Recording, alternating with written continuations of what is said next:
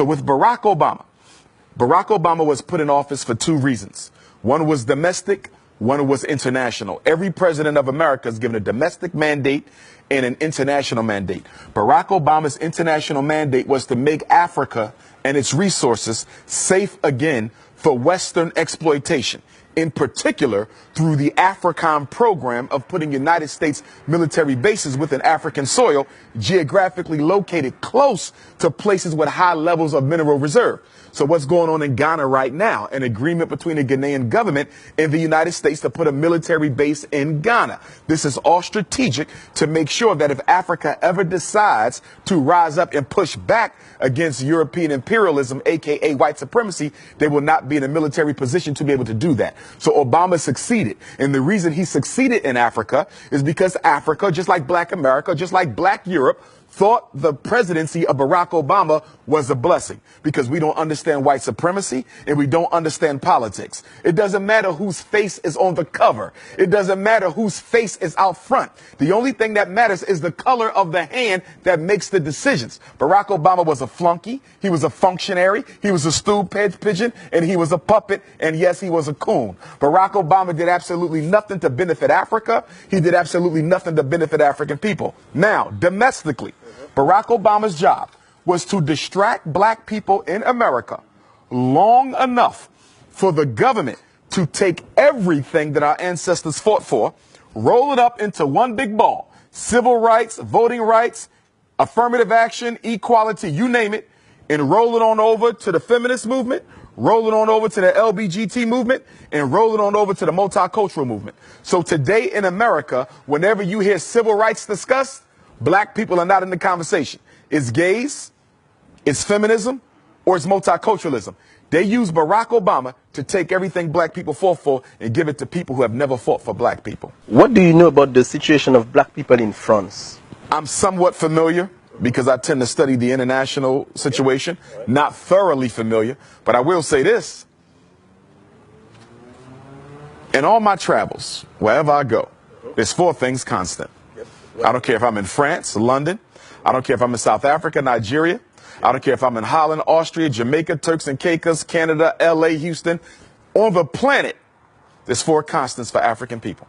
Number one, we're worshiping a white Jesus. I don't care where you go. Black people in love with a white Christ. That's number one. Number two, you have mass incarceration of Black males at a rate 4 or 5 times their percentage of the population in that particular state. Number three, you have miseducation of Black children. You have the over-identification of Black children in classifications of mental retardation, ADHD, learning disabled. You have record numbers of single Black mothers raising our children on their own, okay? And then on top of that, you also have a Black economy, which is totally dominated by people who do not look like us. I don't care where you go on the planet, Black people are not in control of their economy. Your rice, your bread, your milk, your sneakers, your hats, your clothing, your transportation, your electronics, everything you buy is being sold to you by somebody who don't look like you, but more importantly, don't care about you. What would be the solutions? Because, you know, this is a statement, but now what could be the solutions? Solutions are simple. And the solution hasn't changed since Marcus Garvey articulated it over 100 years ago.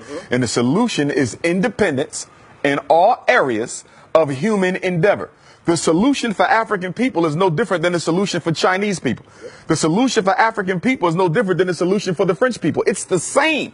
It's no secret. It's not hidden under a rock. We have to do what everyone else has done, and that is build ourselves up independently, economically, educationally, spiritually, socially, politically. We must become a power base, which we are not, as we are today, with all of our doctors, with all of our college-educated folks, with all of our Black capitalistic business owners who are only looking to get rich themselves but do nothing to raise the general economic condition of Black people. We are still a race of dependents.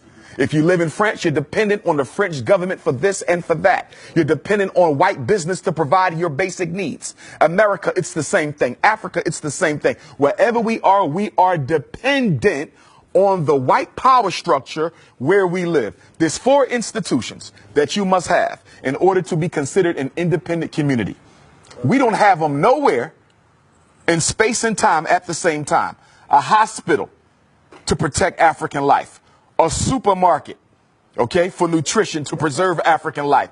Education, to prepare the next generation of African children for the role that they must play in the freedom struggle. And number 4, a bank to finance the building of infrastructure and institutions and organizations and programs where we live. You cannot find those 4 things totally owned by African people anywhere on the face of the earth, but we will call ourselves free. There's 2 types of freedom. There's a FREEDOM and there's an FREEDUMB. White people have the freedom. We have the freedom because we're too politically uneducated to recognize that it doesn't matter if you can drive a Mercedes. It doesn't matter if you can live in a white suburb. It doesn't matter if your black child can go to a white school. At the end of the day, what do you control? What do you own? What do you produce? What do you distribute? Marcus Garvey said, a race without power and authority is a race without respect. A race that doesn't respect itself automatically forfeits the respect of other people. So you say, where did we begin? 2 things. Education and economics. It's going to be hard to break the psychological chains of slavery as long as just about everyone in this room went to a white school to get their education, a white public school to get that education. And what is the function of public education?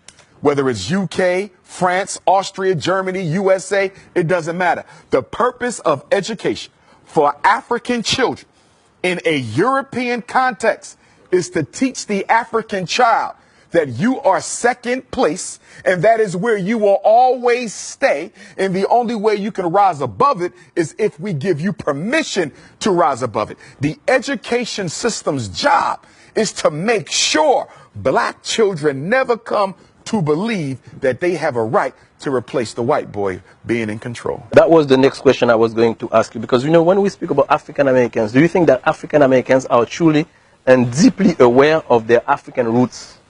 Well, I don't think that's a question just for African Americans. I think that's a question for Africans anywhere. Yeah, of course, but I'm speaking about this because you are from the United States, so of course. Right, but I want to Pan-Africanize the question, though. Okay, all right. So because whether you're dealing with France, whether you're dealing with UK, whether you're dealing with Black America, okay? So globally, yeah. Globally, it's no different. Canada, it's no different. So do you think that Afro-descendants are really aware of their African roots? I think that we are aware of the roots, but we are in denial of the roots. Okay? This is why black women spend billions of dollars on perm, weave, blonde hair, green eyes, blue eyes. This is why educated black men, I don't care if they live in Paris, I don't care if they're in Austria, Holland, UK, Canada, US, or South Africa. Educated black men marry outside of their race more than the men of any other race put together because you hate yourself. And the reason why we do this is we actually think we can convince white people if we act white enough to accept us, because we don't understand white supremacy and we don't understand eugenics. Eugenics is the science of exterminating the African DNA. It don't matter if you're light skinned with green eyes, you still African. It don't matter if you're blue, black, purple with nappy hair, you still African. It don't matter if you in Paris speaking French or the US speaking English. At the end of the day, you carry the gene of Africa. And that gene of Africa is the most powerful DNA on earth. We are the only people who can reproduce ourselves in every other group. I can make a baby with a Chinese woman, it's an African baby. I can make a baby with a French woman, it's an African baby. An Arab, an East Indian, a Native American, it's an African baby. You understand? The white man cannot reproduce himself in any other woman but one who looks like him, because he's genetically recessive. I'm genetically dominant, and that's why he must eliminate me. Because in the natural order of things, if I do absolutely nothing, we can literally predict the date where he will no longer exist. So he has to make a decision. He either has to get rid of me first before nature gets rid of him. So speaking about this, what is your feeling about interracial marriage? I don't support it. Why? I have nothing against white women or Chinese women or Arab women or East Indian women, but the black man belongs with the black woman. The first institution that has to be built is the black family. If you don't save that, you save nothing else. If you don't build that, you build nothing else. A white woman can understand my struggle. A Chinese woman can understand my struggle. And what black men fail to recognize, even when you marry white or Arab or Chinese or East Indian or Latino, that woman is still loyal to her race. So it doesn't matter if she had your baby. It doesn't matter if y'all got married. It doesn't matter if y'all sleeping with each other. At the end of the day, her loyalty is not to her husband. It is to her community. And at any moment that that community calls on her to do a job, she will do it. So even though you're laying on top of her, she's still in charge of you.